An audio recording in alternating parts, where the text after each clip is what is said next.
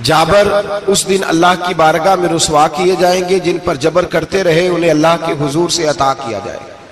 कयामत का वकू होना जरूरी है, और कयामत तो जब कायम होगी तब होगी। दुनिया में भी ऐसा होता है, जुल्म का अंजाम ठीक नहीं होता, जबर का अंजाम, झूठ की जिंदगी लंबी नहीं होती। धोखे, फरेब, फ्रॉड, मुलम्मा साजी, इन चीजों की उम्रें अल्लाह ने थोड़ी रखी है।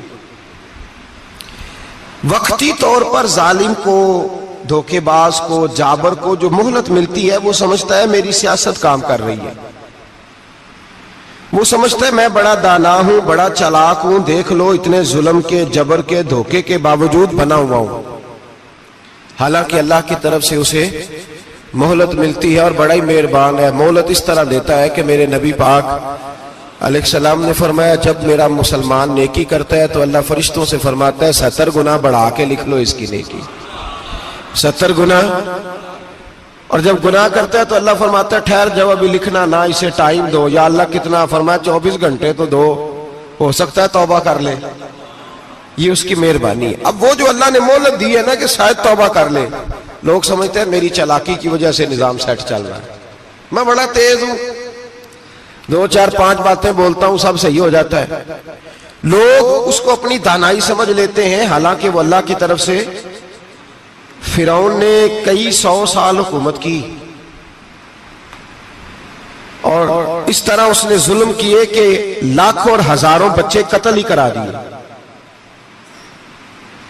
12,000 औरतों के पेट में हमल था, उसने जाया ही करा दिया। जब हजरत मूसा अलैहिस्सलाम अपनी कौम को लेके निकले, रास्ते में दरिया आ गया, फिरौन पीछे लगा हुआ था। वइज़ फरकना बिकुमुल बहरा फअनजयनाकुम, अल्लाह फरमाते तुम्हारे लिए मैंने दरिया को फाड़ा और तुम्हें निजात दे दी। व अगरकना आला फिरौन, और फिरौन को गर्क कर दिया। वन तुम तंजुरून, तुम खड़े देख रहे थे। अब जब हजरत मूसा दरिया के किनारे पहुंचे तो फिरौन भी पीछे आया। फिरौन लोगों से कहा करता था कि मैं कहता हूं तो दरिया चलता है, मैं कहता हूं तो हवाएं आती है, मेरे हुक्म के पाबंद है सारे। जाग रहे हैं ना आप हजरात, गौर फरमाइएगा बात पर। दावा था उसका कि मैं कहता हूं तो निजाम जिंदगी चलता है। अब जब दरिया के किनारे पहुंची हजरत मूसा अलैहिस्सलाम तो अल्लाह ने हुक्म दिया कि आप असा मारे। जनाब मूसा ने असा मारा, 12 रास्ते बन गए। अब हजरत मूसा की कौम गुजर रही थी तो फिरौन से पूछने लगे कि तू तो कहता था मेरे हुक्म से चलता है, तो वो तो हजरत मूसा ने डंडा मारा है तो रास्ता बन गया।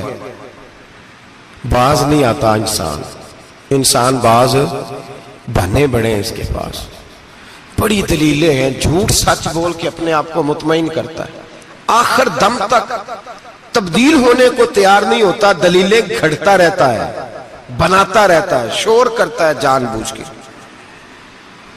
भाई तू तो कहता था मेरे चलाने से चलता है, तो बाज अभी भी नहीं आया। कहने लगा मैंने ही हुक्म दिया है कि जरा फट जा, मुझे ये जिंदा चाहिए। बाज रस्सी जल गई, बाल कहने लगा मैंने ही कहा है दरिया को कि ये मुझे जिंदा चाहिए, मेरे भागे हुए हैं तो इसलिए फटा है, तो आओ मेरे साथ दरिया क्रॉस करें। तो पता तो उनको भी था ना, जितना तो रब बना हुआ है, पता तो था, सारे जानते थे। कहने लगे तू पहले क्रॉस कर, अगर तू बच गया तो हम भी पीछे आते हैं। अब चारों नाचार। एक रवायत तो ये है कि ये जब खुदाई का दावा करता था ना, तख्त पे बैठा होता था, तो एक दिन हजरत जिब्रील आए इसके पास इंसानी शक्ल में। तो कहने लगे मैं बड़ी दूर से आया हूं तो एक मसला पूछना था। का पूछो। कहने लगे एक गुलाम था किसी बादशाह का, तो बादशाह ने उसे थोड़ी देर के लिए एक इलाके की सरबराही दे दी। कितनी देर के लिए? कितनी देर के लिए हमें सरबराहियां मिलती हैं? क्यों जी? थोड़ी देर के लिए मिलती है ना। थोड़ी देर के लिए सरबराही दे दी एक गुलाम को। जरा बात को समझिए। हजरत जिब्रील पूछते हैं, कहते हैं सरबराही मिल गई। अब वो मालिक ही बन के बैठ गया है, वो बात ही नहीं सुनता। उसको थोड़ी देर के लिए बनाया था, वो तो खुदाई का दावा करने लगा है। आप बताएं उसका अंजाम क्या होना चाहिए, ये मसला पूछने आया हूं। तो फिरौन कहने लगा उसका अंजाम ये है कि उसे पानी में गोते दे दे के मार दे। अंजाम क्या है? बोलिए बोलिए, क्या अंजाम है? क्या अंजाम है जी? पानी में। अल्लाहु अकबर, अपनी सजा तजवीज कर रहा है। उसकी सजा के उसे पानी में गोते दे दे के मारो जालिम को। उसे थोड़ी देर के लिए बनाया था और वो छा ही गया है, कब्जा ही कर गया है। हजरत जिब्रील कहने लगे जी आप लिख के दे देंगे।